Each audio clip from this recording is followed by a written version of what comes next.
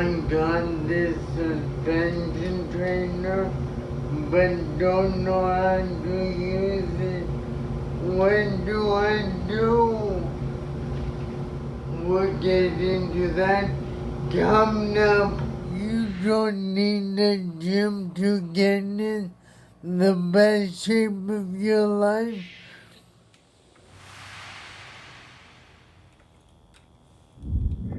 So I have my suspension trainer I'm putting in the doorway, and I can do a variety of chest exercises. I'll demonstrate here.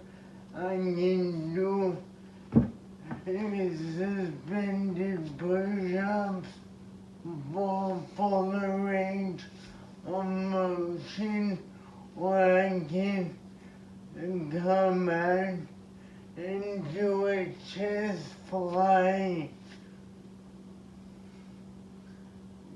Feel that stretch. You can also do tricep exercises with the suspension trainer. I'll show you. You'll get kind of a push-up grip, and then put them out front, lower yourself, bending the elbows and focusing on the triceps, and push up.